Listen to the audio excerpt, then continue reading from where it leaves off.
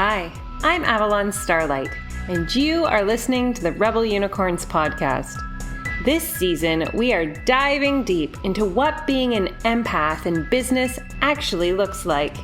Listen each week as I share tips and tricks to master your empath energy, as well as sharing incredible guests who have created successful businesses by claiming their empath title.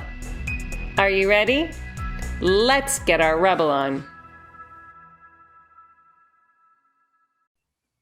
Oh my gosh, Rebel Unicorns, you are in for a super spectacular treat today. This human that I'm sharing with you has completely changed my life through her magic, through her gifts, her capacity to merge the spiritual and the scientific in a way that allows you to tap into really what your soul incarnated into this earth body to experience, to have, to be, to do, to live, to just really be in your fullest, highest, state of being. And so today I have Dr. Angela King on the podcast, and I honestly have had a preempt of every conversation that I was going to have. I knew somewhat where we were going to go in this conversation, except today's. So I'm excited to know where we are going to go with this conversation, but please welcome Dr. Angela Martin King to the podcast today. Hey, thank you so much for having me. But yeah, I too. Like, what are we going to talk about? I love that when you and I get together. Wow, the conversation is out of this world. It is cosmic. It is magical. It's the akasha. It's soul. It's deep and it's high at the same time. So yeah, let's have some fun. Like shadow work, and it's integration, and it's embodiment, and it's healing, and it's like this gambit of the upper echelon, but also the grounded experience of it all. Absolutely. And both of those are so important, right? To be connected to like the higher energies of light beings and education and wisdom that we don't have here on earth that we're trying to embody, and also the dark fertile place of ancestors and our past, and the earth magic. And that's I think that's a secret that most people don't realize, is how powerful they are when you can connect them together. Well, and in a way, you embody both simultaneously, because you do access the Akasha and you do have these soul genesis readings, which is how you and I became, in each other's cosmic fields. But you also are an animal communicator, and you support Mama Gaia and what she's here to offer us. And I think that that's a pretty profound balance that you hold. It is. And I sometimes look at it as, is that the, maybe not the same, but like another reflection of this balance between like the things like science and spirituality, divine feminine, divine masculine, the polarities, and how when we pull them together, they don't form a grayness, but they form like an intermixed, deeper fabric, I guess you could say. And they validate each other, and at the same time they support each other, and both are true at the same time. They're like two sides of the same coin, always existing simultaneously. Above and below, right? Inside and outside. Inside and outside, right? Like all the polarities, and it's like the interdimensional matrix. We'll get there. So, question. I always like to start with, what Rebel Unicorn house are you in? I am in the cosmic house. Big surprise. I know, right? I know. Yeah. Girl of the sky. I've had, like, most of my guests tend to be cosmic is the most it's like in every, like a generator in human design, that's the most common. So is cosmic, right? And because it's the Tell me more about it, because like that was like, I love the idea, and I don't know what cosmic is really about. I just know it's my house. Tell me more about me. Oh, well, this is a turn of the tables, isn't it? Well, the cosmic. Hey, your magic is so valid. Tell me about cosmic girl me. Well, being a cosmic rebel unicorn is so profoundly impactful, because the activations that we do is like going around and stimulating each individual human one at a time so that they become the spark of their creation, so that they can go and activate in whatever form or way that they're here to do, right? So when we think about the collective, or we think about like, being an activist or being in the front line or in these roles of leadership, impacting companies, impacting this, we don't have to feel like we aren't doing our part, right? Because that's what a catalyst unicorn does. Or if you are trying to change things at the basis of the foundations, whether it's through children or whether it's through legacies, like changing the school system, I think that's ancestral, right? But with a cosmic, we are so attuned to the frequency of each person. And if we can just get in to that human and do the work with each human, then that's part of our ripple. Oh, see, that's totally me. Totally me. Like, part of my mission is to just, and it's so funny because my company's called Soulfire, right?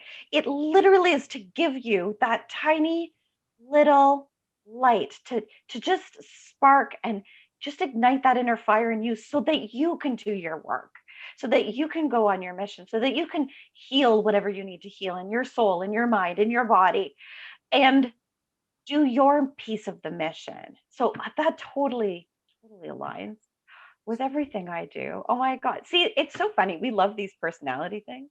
I know. Well, when I first saw it, I was like, this girl knows what she's doing because she's asking us to discover more about ourselves. That's part of our soul mission too, is to know who you chose to be. Yes. Which is why I do Soul Genesis, because Soul Genesis is about who you choose to be as a soul. What contracts do you have? What mission are you on? What's part of your destiny? Hey, what's the core wound and stuff that you chose to take on and learn from and heal in this life?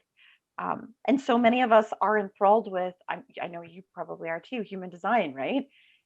It's the same type of concept, which is who are you as a human this time?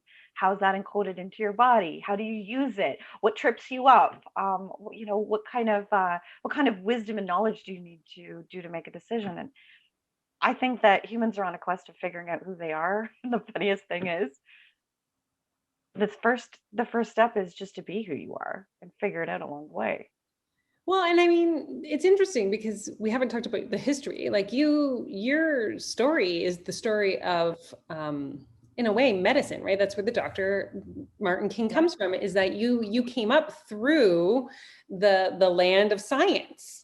Yep. And I'm curious, in the process of being in the land of science, where in your chiropractic journey did you realize that you were an empath? Oh, well, I have the story that a lot of people have, which was I always knew I was an empath. I always knew I was an animal communicator. As a child, I grew up on a farm where I had no friends except animals and my sisters. And so I thought growing up that everybody could do that stuff. I thought it was real, right? I didn't know that other kids couldn't like communicate with their dogs and like, hey, dog, go over here and do this. And this is what this I thought that was everyday life. And then I grew up and I was exposed to other kids. And as a teenager, I was obsessed with the celestials and like reading the Celestine prophecy. And like I could astral project. And then at some point, I don't even know when it was, I shut it down and I took the science route because for some reason, I believed that science, you had to choose one or the other. And I didn't choose the spiritual path, probably because it was connected to religion in my mind at that point. So I chose the science path because science has always intrigued me too. Like as a little kid, I wanted to be a paleontologist because I liked the way that bones fit together.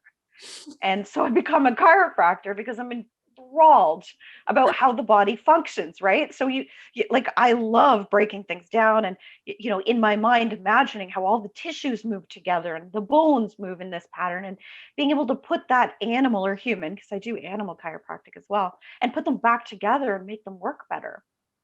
And then so I go into the world to become this chiropractor, not realizing been an empath all along. And I'd been suffering with what was called multiple sclerosis. That was the diagnosis, and I, like any other powerful woman, went out into the world and decided I would be a chiropractor and not tell the school that, I had multiple sclerosis. And so I went out proving myself. And 4 years into being a professional chiropractor, I went through a massive injury, which resulted in massive emotional burnout and empathic burnout. And that's when my spiritual abilities opened again, when I needed to heal myself because the injury was so bad that I knew logically that it was unhealable. It was my arm was hanging at my side. My nerves that controlled my right arm, and of course I'm right-handed, right, were completely crushed. My neck, they wanted to do emergency surgery on. I said no. I knew the outcome of emergency surgery on your spinal cord and your neck is not always that good. And so I had to go through the dark night of the soul, which was the moment when I realized I wasn't who I was. Right, my identity was shattered in a moment. We laugh, Dr. Angela, but in that moment, that's who I thought I was. I had worked all my life to get 2 letters in front of my name.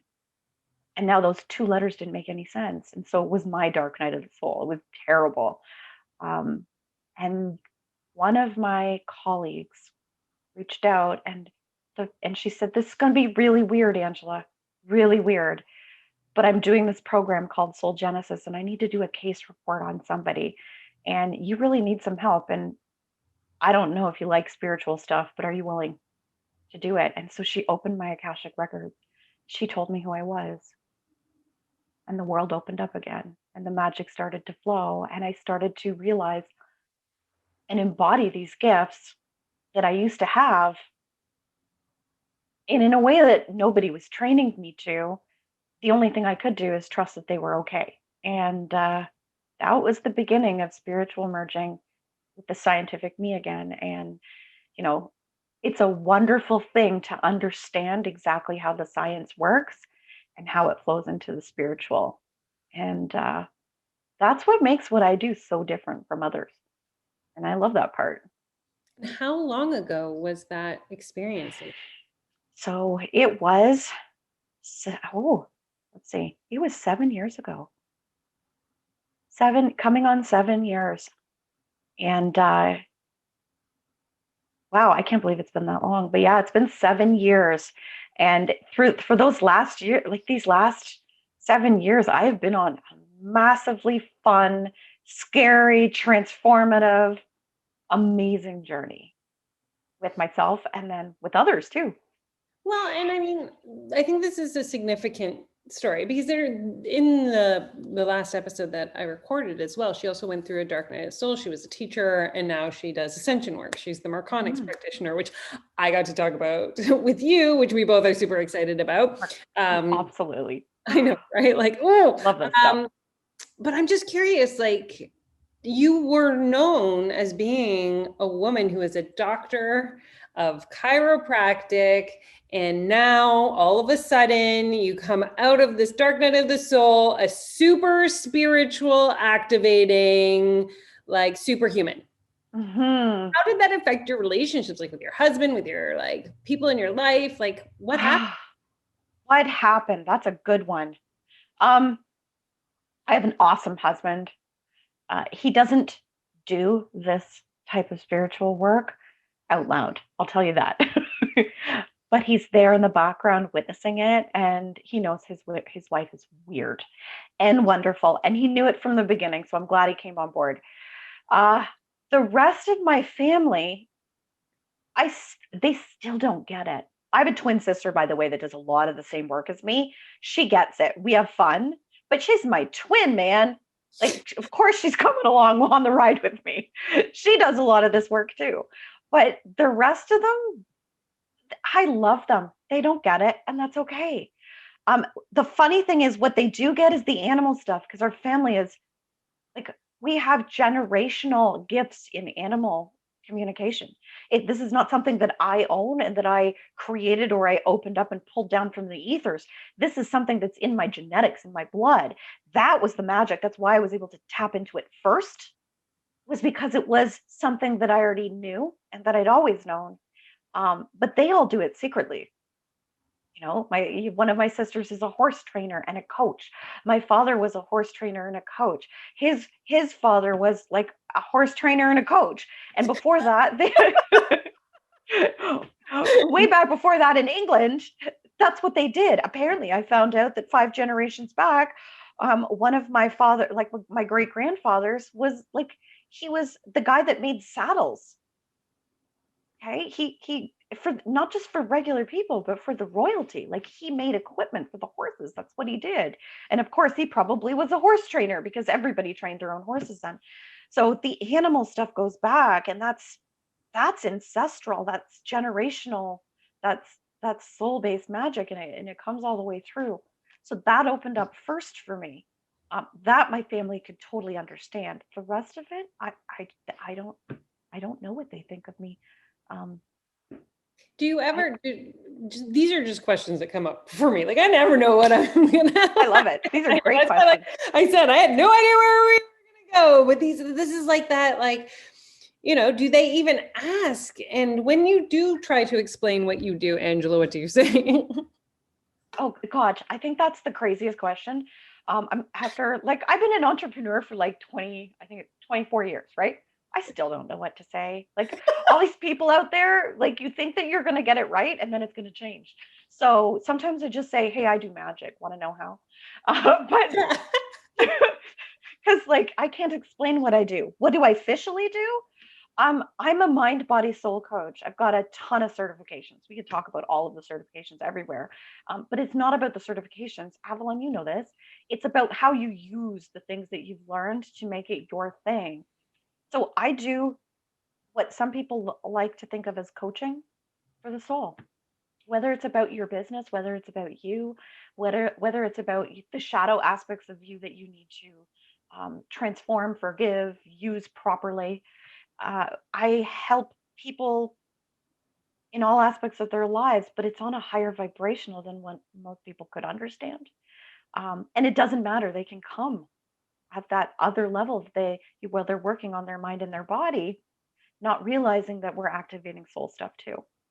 Well, and I think that one of the most fascinating things that I discovered was that you actually help people heal allergies. Yes, yeah, I actually help animals too because they have allergies too. But yeah, one of the key things about learning how to heal an allergy is about why it was developed in the first place. What was happening in your life that was going on that it really comes down to your body not being able to process an experience, or your unconscious or subconscious mind not being able to process experience, and what did the body decide it would attack that's related to the experience.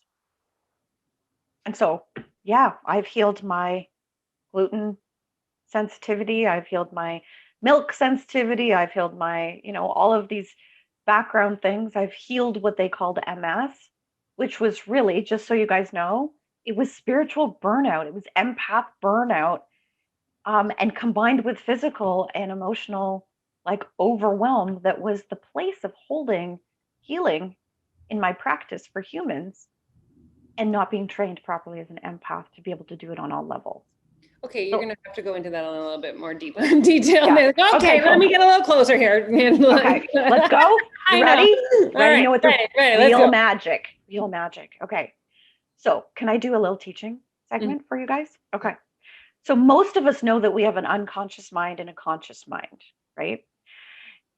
Your conscious mind is everything that you think with. It's the 10% of you that we think's in charge. And it's the one that writes all the lists. It's also the one that annoys the crap out of you when you're trying to go to sleep at night, that won't let you sleep because it's remembering all of the things and analyzing all the things. It's the judgmental, blah, blah, blah. It does all the stuff in your head. The other part of you is your unconscious mind, or your subconscious, it's also called. It's 90% of who you are. It's where all your emotions are stored. It's where all your memories are stored. It's where your body remembers everything that has ever happened. And your unconscious mind is the storehouse of all of that. And it's 90% of who you are. And so that 90% of who you are is actually the one in charge. It's the one that like takes you out. It's the one that holds limiting beliefs. It's the one that holds you back. It's also the one that heals you. Okay. So if this unconscious mind of you controls your emotions and your body and how everything physically reacts, and then it's in conflict with your thoughts, which is your thinking conscious mind, well, if they're not aligned up together and on the right path together, we have chaos, destruction, and disease. And so the first step in a human healing what's going on in their life is to get that all aligned and work on what doesn't work, right? All of the stuff that's no longer true for you in your mind, your mental state, in your emotional state, in your physical state. And then we get to tap into the spiritual state, because that spiritual state, if you're bringing in spiritual learnings, but your mental, emotional, and physical body are full of guck, your channel's not clear, and you're interpreting everything that's happening to you on a spiritual level with a dark, gucky lens. And so it was when I started this journey, I started on the body state, right? That's what a chiropractor does. What I didn't know is that when I was doing healing work, and that's healing work when you're a chiropractor, when I was doing healing work with my clients, my mental and emotional state were full of guck. My guck, then I took on their guck, like an empath sponge that thinks it's my job is to save people. And I got totally contaminated, and there was only so much my body could take. And that's what happened. My body broke down, and it said, hey, girl, you need to help yourself before you continue exposing your wounds to all the people that you're helping. So for those who are listening, who are empaths, because the idea here is that we want to awaken people who may or may not be empaths to have understanding about, what is happening in their beings, in their bodies, in their minds, in their souls. You didn't know that was happening at the time, though, right? Absolutely not. I thought I was sick. I thought I was diseased. And I, because you hadn't no, acknowledged you were an empath is what I'm like, you didn't know that this is before the awakening. Yes, this is what brought the awakening on. Some people have really dark nights of the soul to wake them up. Mine was really dark. I physically lost part of my body in order to do it. And it was my soul coming through saying, hey, lady, you need to learn some tools and techniques if you want to do this mission, because you're so exposed. I'm so exposed. And yes, the work that I was doing was powerful, but it was killing me the more I did it. Like, think about empath overload. Like, most people come in contact with a few people in a day and would transmit and pull in maybe a couple people's energy in a day. How many clients did you see each day repetitively for years? Right. And we have to remember too, they were in my house. My clinic was in my house. Oh my goodness, yeah. So they exposed me. They exposed my dogs. They exposed the framework of my house. Loving, amazing, wonderful people. But they also knew they had an empathic, loving person that would listen. So it wasn't just what was in their bodies. It was what they said. It was the stories they told. It was me being the gentle, loving, compassionate person that I am, thinking that it was my job to take on their stuff. And it was definitely my job to witness their experience and to help them along the journey, but it was definitely not mine to hold. And I had not learned. No one had taught me. And that's what the next 2 years of my life was about, was learning how to do that on a mind and body and soul level. And I took all of the trainings. I think I probably had 5 or 6 teachers in the next 2 years and trainers that I worked with. And it was a very tough transition, but oh my goodness, was it worth it? So when you were saying like you were like getting trained and stuff, was that in how to work with energy, how to clear it, how to protect it, how to read it, how to what were you stepping into? Absolutely. First step was I had to do the science thing, right? I'm a scientist. I had to choose a science way of tapping into it, right? So I did the akashic stuff, right, which was so woo woo. And my girlfriend, when she called, she said, it's airy fairy magic. You'll love it. And I was like, you don't know me very well, do you? Wrong, Ange. I don't know this version of you, so I think it's funny. Right? Oh, here, let's do this. For those watching, this is science, Ange. Ange puts on glasses. Science, Ange, is all nerd, right? So it's all about the neuroscience of communication. That's where I started. I got to take the glasses off. I can't see. The neuroscience of communication, which is about how the mind and the body communicate with each other, right? So all of our senses, right? First step is learning about how the human does it, right? How do we take in information? How do we communicate? How do we clear out the filters inside of us that is really the reason why we don't understand each other? Mm-hmm. Like, want a science bit? 2 million bits of information come into your life, inside your brain, every second of your life with whatever experience you're going through. But somehow your brain can't hold all of that. So it deletes, distorts, generalizes it down to a smaller bit. Then it runs it through filters in your head.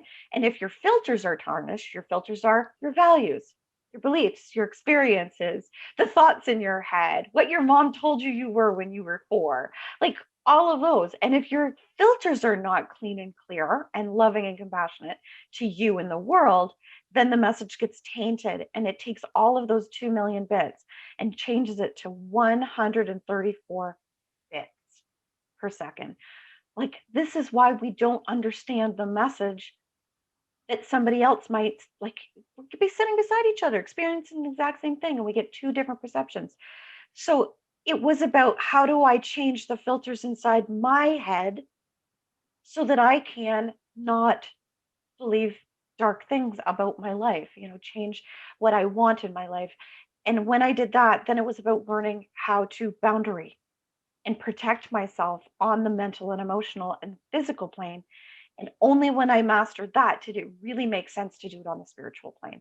So I take what a lot of coaches do in the neuroscience, mental, emotional realm, and I shift it into the spiritual realm, because the spiritual realm is, even like, it's transmutational. You can change things in an instant there. In the mind body, or the mental type of realm, it takes longer, right? If you're doing traditional ways of changing, it could take years. If you're doing it the way that I did it with neuroscience, it could take weeks. If you do it with the spirituality, it could take seconds, minutes.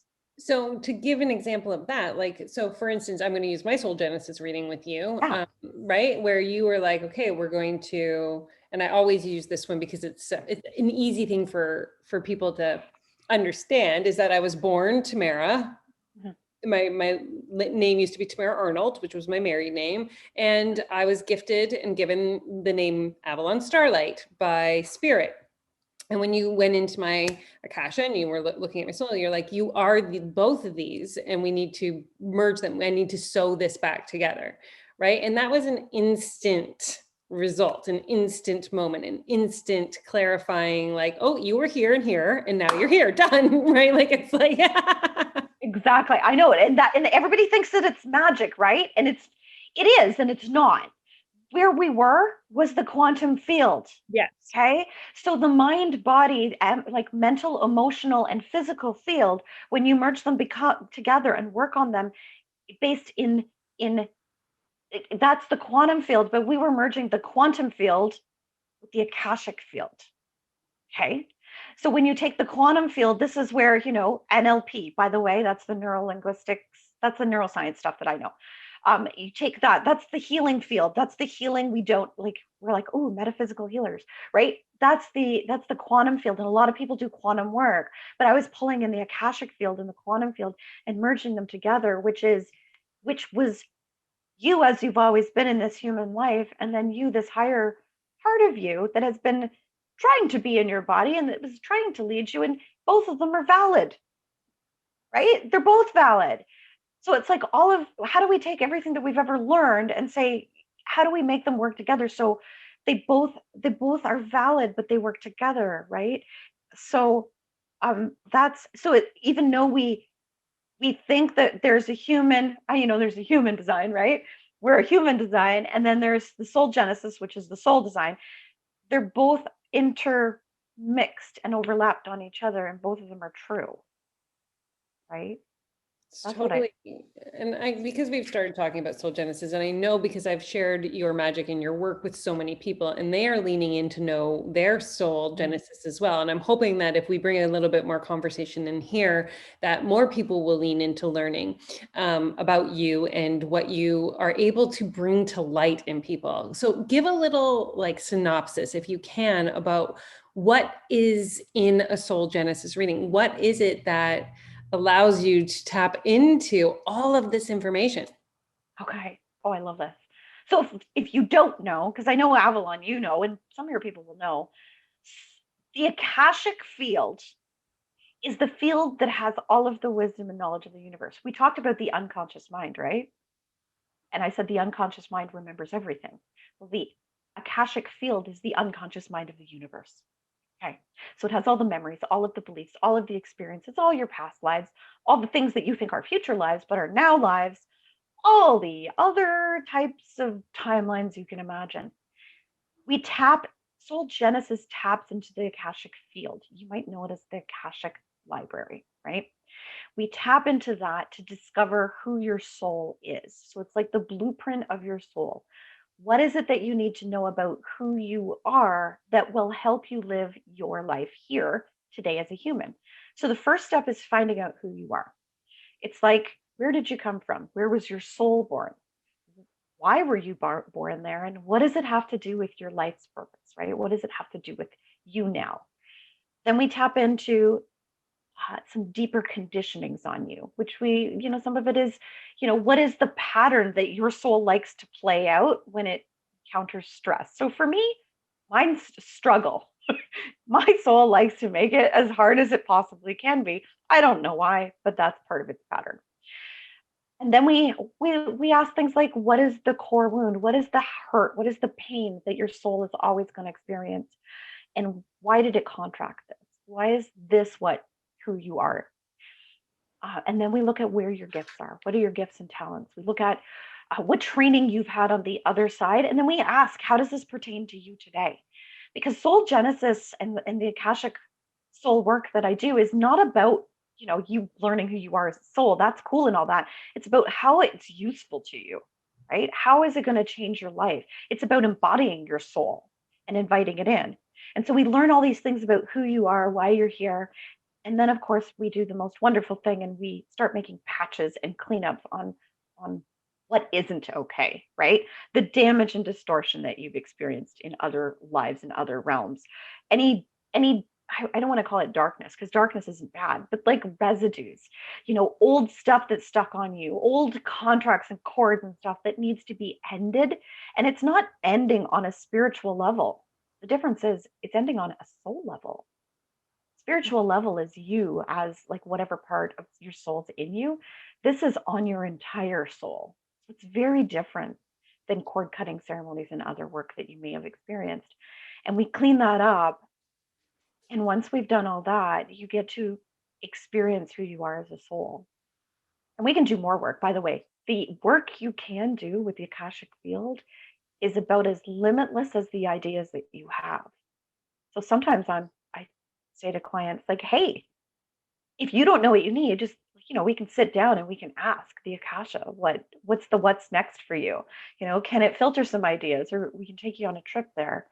So I don't know. I don't Well, know. and Does I think that that answer your question? yeah, but I think it is like, so like, here's the things, because my husband asked me, what happened in your soul genesis? And I haven't listened to the video back yet again. So I'm always like, I'm a blueprint and I'm from the Mother Mary house. That's Yeah. what I can remember. Like that's my 2-hour synopsis. It comes down to these two things, right? Like those are the two things that I always remember. I was a blueprint, so I helped, create the universe.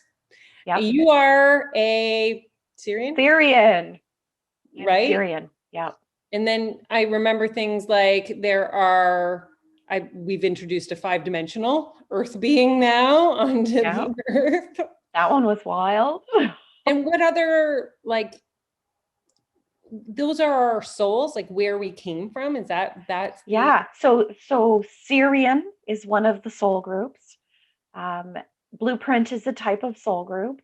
The 5-dimensional earth being was a surprise to me. That was completely caught off guard. I've never experienced that soul, and I don't think there are many here. They told us in the reading there were 5 on earth right now, and it's a 5-dimensional plane earth. And this soul is here to learn, to be a bridge to invite more 5-dimensional souls to come in and help with the vibration, but also to teach. And so, it's like channeling. Working with the Akasha is like channeling. So I have a framework of which I work from, just like I would as a chiropractor, right? Just as any other practitioner doing work would work from. But the framework is there so that I don't get lost in the abyss, so that we have some kind of purpose. And so you never know what shows up in a session working in the Akasha, working with soul. And so how does being an empath play into the role of what you do now? That's a good one. The empathic power allows me to experience the information coming through on all levels. Okay. With some caveats, because there's definitely some caveats if any information coming through has bad feelings or feelings that aren't appropriate. Oh, I totally have blocks and protections to make sure those don't come through. But the empathic, I think the most powerful thing about being an empath and being an empathic being is that you can understand and appreciate messages and give messages on a very different plane, right? For those that are, I mean, we can talk about empaths. I think most empaths don't realize that that's just one clair and that they probably possess most of them. Well, we all possess most of them. And it's just how you filter the message through and how you boundary the message through, right? One of the things I teach when I'm working with empaths to help themselves is to teach them not to be a feeling empath because feelings suck. So most of the times, right? They do. How many times I've been working with a dog and they send me the feeling of wanting to throw up or something. I'm like, that's not cool. What I teach people to do, and what I think that all empaths should learn to do, is to activate the other clairs, to activate the other senses that are extrasensory, and to say to them, "Hey, it's really cool that I need to know that something's making you sick, and I'd like you to change that feeling into a word or a sound. Like I'd rather hear someone's throwing up in my brain than to Literally feel it. feel it or worse yet, taste it, because I've definitely tasted it." Actually, a couple weeks ago, I went and saw a horse that I hadn't seen for 6 months because it was winter and he was doing well. And last time I saw him, I said to her, "I don't know why I'm smelling pus. You need to really look into it." And he's an old dude, right? And I said, "There's something about his face, and it's about pus." She couldn't smell it. And I'm like, "There's something going on." It took them 4 months to find it. He had a massive infection inside his sinuses all the way back. And she's like, "I don't know how you smelled the pus then." I'm like, "Because I'm an empathic, intuitive soul." You're welcome. But she said it took them 4 months because the vet didn't believe her, but she kept going forward with it, knowing that, her experience with me was real. And she knew and trusted the fact that, like, this poor old dude had an infected tooth in his mouth. And that was why he was so off. And, anyways, we did some work on him last week. I did some cool vibrational stuff on him, and his sinuses are completely clear now. So, Wow. so empaths, it's a gift, but it's so important that you learn how to use it so that you're safe, right? And right now we're being called out, right? We're being called forward, all of us with all these gifts. And to be able to answer the call, you need to master your gift before it becomes a detriment to you. I know what it's like to like go through spiritual burnout.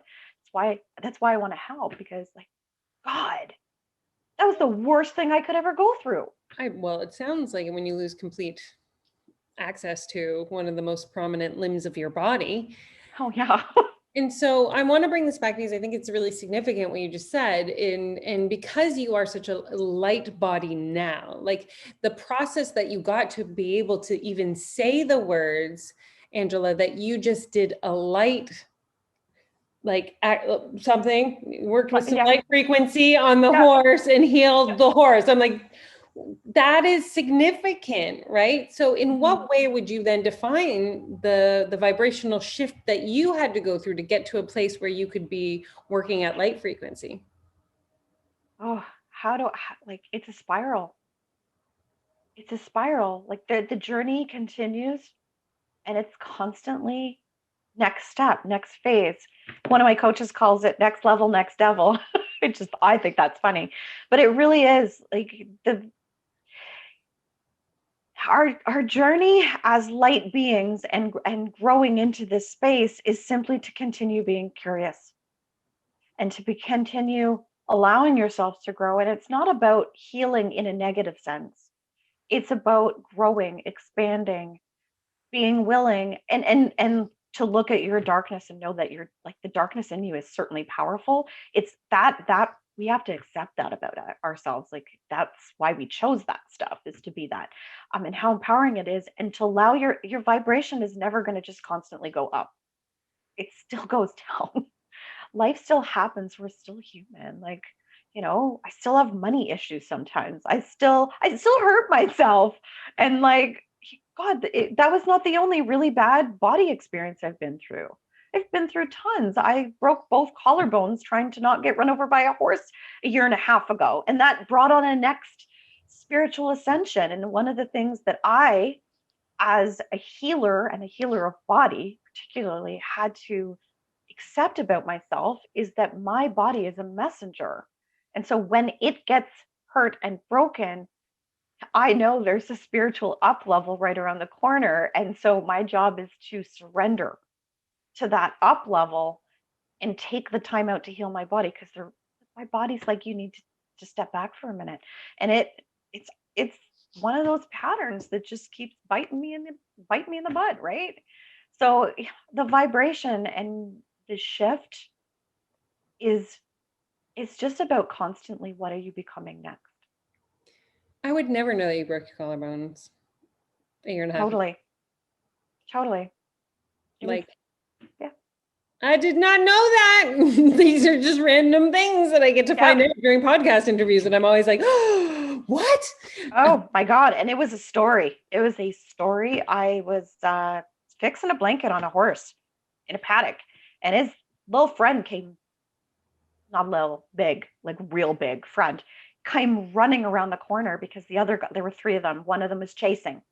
And we were so close to the fence line, and there was only 2 feet between the fence line and the horse I was fixing the blanket on. When the other guy came running, he didn't see me. I come up to the horse's like shoulder, right? No one saw me. And the horse that was coming at me, you could see it in his eyes. He was like, oh God, because he does not want to run me over. I'm his friend. And all I could do was throw my arms up and impact with the chest, or I was getting run over. And luckily that impact was enough to give him the time to turn. He literally raised up and turned his body. But yeah, it fractured my collarbones and sent me on a spiritual journey, because okay, this is going to be really weird, guys. Ready to go for really weird? It shifted me into another timeline. And I witnessed the timeline 4 months later of what had happened if I hadn't put my hands up. And it was not life. Let's put it that way. I was not alive.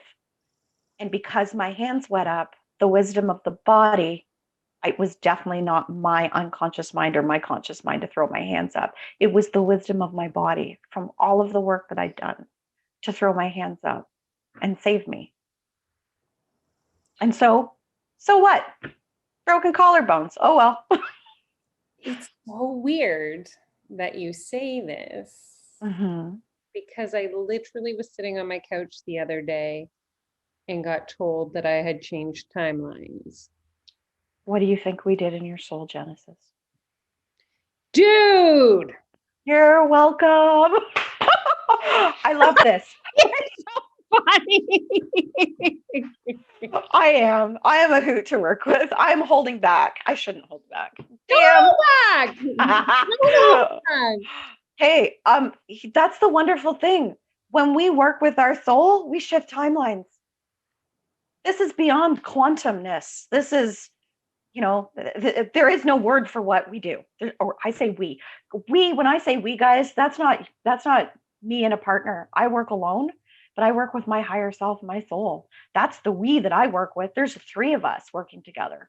And that's what we're working on. Like, I love helping people in this life, in this plane, but it's going to change on levels that you're not even aware of. You fucking knew I was changing timelines and you didn't tell me?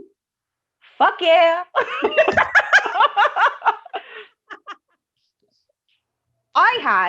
I had a person call me the other day. It was an intro call. This is it, right? Intro, 20 minutes of me and her chatting and see if we're the right match. She asked for a profound experience. I said, it's on, girl. She left with a profound experience. It's that easy. People think that it has to be like a lifelong, long-term commitment, but there is magic in moments, and they're usually in the mess. Okay, but can I ask if you knew the time? Because I'm going to tell you, and then you come like look at me. I'm like again, this was like I the love this. student me and being like, so like I was on a timeline to be somebody who was very much associated to the financial like realm, right? So like Okay. charging high cost programming, things like that. And all of a sudden, Angela, everything that represented that version of me disappeared. And I believe in like I had a six-figure coach for 2 years who I fucking love. And I would do it all over again. And I really knew that I was on the track to do that. That was who I was going to be until a few months, like until all of a sudden, I don't want to be her anymore. And I mean, I love her, that version of me. And I want to impact more people. I'm here to bring the message of chakras into the hearts and homes of everybody across the entire globe. And they keep showing me visions of me in this priestess mantle going into all this fucking shit. And they're like, you need to get your cost has to come down and you have to impact more people. Your cost has to come down and you have to impact more people. And I felt like I was in one timeline and it was beautiful. And that version of me is amazing. And now I'm in a completely different version. Is that what you saw? No, or yes. I never get that much detail. See, I am the channel. I am a messenger. I'm not the one that knows all the stuff. You just got she's going to change timelines? I knew you were changing timelines based on what was happening because it was so deep and so amazing. I knew you were changing timelines. I didn't know how it was going to play out, but your soul's involved. So of course it's going to work out. And it's going to be that old timeline doesn't not exist anymore. It's about you probably more than anything merged timelines and said, like, what if both of them are true? Right.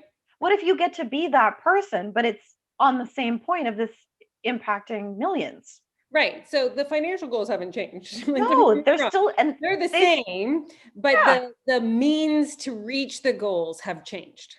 right. And here's the thing, and believe me, I flow the exact same way. It's not about how many people we impact; it's about how many people they impact. And that ripple, it's an amplification. And your soul probably needed to tell you, like, it's really cool if you can do that much impact one on one. But there's also, what about all the other people that, that need to start where they are? Our job is to give them that opportunity and to let them move forward from there. And I don't know, there's two different planes to play on when we look at business and how business comes into, creating impact. And I played both ends of the field too. Right. And it's Interesting journey, eh? there's a lot of ways. Yeah, there's a lot of ways that people say, high ticket, right? High ticket eliteness. And I'll tell you, when I'm burnt out and when I'm tired, high ticket eliteness. But also impacting all the others is amazing as well. So I don't know. Sometimes I just stop questioning. It's true. It's true. Right. Well, And let as it we were flow. talking about before we got on our interview today, it was just like, oh my God, Spirit's saying this and this and this and this, and is this going to happen? And oh my God, and all the downloads and all the frequencies and all this cosmic stuff. And so you make me laugh. I love you. And I know there's so many, then it's like, what else didn't you tell me? Oh my gosh, I could talk all day. And it's not even, see, that's the other thing. We're not talking, we're communicating because there's so much that that I'm like, ooh, what? I love that ability of, and I'm going to call it out, women to be like that work in these fields, whether they're professional healers, whether they're, leaders on the, the human world, the 3D front, whatever they are, whether they're spiritual leaders, whether they're soul connected, whether they're 3D or 5D or whatever, 4D or 18 million D, vibrational beings. The fact is, the women's got it where it's at. They know what community is. They know what it means to work together and to not try and own all the magic because it's not just yours. I mean, you get to use it your way. I get to use it my way. That's my favorite thing is watching and experiencing and helping other highly powerful beings bring their magic to this world. And what a nice segue. If people want to know how you bring that to life in them, where would they go? Angela, to learn about where would they go? Well, they could go to my website, because if you guys watch the other one, I got it. It's all redone. Is it redone now? It's not so tragic anymore. It's actually That's pretty cool. You'll love it. I'm going to go look at it after. You should go look at it. Soulfiresisters.ca. Easy peasy. Soulfire Sisters. But like, you can find me on any social media channel. Look up Angela Martin King. You can find me there. Or like, just go on Avalon's friends list and just look for my name. I'm right there. I'm pretty easy. You can find me anyway. Just find me. Cosmically, you guys are already connecting, and you just haven't, reached out yet. We are. Yeah. You know what? One of the things that I love to do with my akashic connections and my ability to work on the higher planes is literally to send out like energy blips that say, hey, can you please send me the people that need me and that really want to do this work and are willing to do what I'm going to ask you to do? Because believe me, I love you, but I'm going to push you. I'm going to knock you into the next level in a loving, compassionate, fun, exciting way. Because it can be all of that, can it? Yes, it can be all of that. It can be so much all of that. But yeah, I would love, like, here's the thing, Avalon, your community already pre-qualifies to be like one of my peeps. That's it. If you're hanging out with her, then yeah, we can have some fun convos together and work on some fun stuff. So absolutely. Yeah. See? And what does being a rebel unicorn mean to you? Oh my goodness. That is a great question. What does rebel? You know what? I always say I buck the trends. I have learned how to bend the rules so I can get what I want, but also so that I can still stay within, like, not hurting other people. But being the unicorn part is all about like being part of the magic. Unicorns are, what I love the most about unicorns is that only those that are pure of heart can see their horns. And that's how I play. Now you have me curious again. I love being curious because I'm like, wait, you're an animal communicator. I believe that unicorns do still roam on this earth. And they do. I knew it. Yes, I had one. His name was Phoenix. One day I'll tell you the story of Phoenix. Okay, that feels like dun dun dun. Leave it hanging open. I know. It would be like part 2 will come blah, blah, blah, whenever. Story of Phoenix. Yeah, wait for it. It's called an open loop, guys. It's a hypnotic trait. I love you. Thank you so much for coming on the podcast and sharing your magic, merging magic and spreading magic and being the light that you are. I adore you. Thank you. Thank you for bringing me here and us being friends. Thank you. So fun. All right. Listen again next Monday when I go even deeper, everybody, into, I'm going to talk about timelines. That's what I'm going to talk about in my solo episode for sure. All right. And we will tune in soon. Wow, that episode was mind-blowing. I hope you had as many ahas listening to it as I had recording it. I would love to see the Rebel Unicorns podcast spread far and wide across the globe, across the universe. So if you want to share it on your social media with something that you found impactful, leave a review, send it to a friend. It would be so deeply appreciated. Also, a little side note, I did recently change my name. I downloaded 1.5 years ago that my name was Avalon Starlight. It was previously my birth name was Tamara Arnold. And if you're interested in learning what your Rebel Unicorn house is, there's a quiz for that. Think Harry Potter, except you're sorted into how you are impacting the world with your Stardust and what energy you're here to shift and change. You can find out your Rebel Unicorn house at www.tamaraarnold.ca/quiz. Let me know, tag me in social media, send the quiz out, and join the Rebel Unicorns Facebook group to be in a community of like-minded spiritual entrepreneurs who understand that when you shift your energy, you transform your business.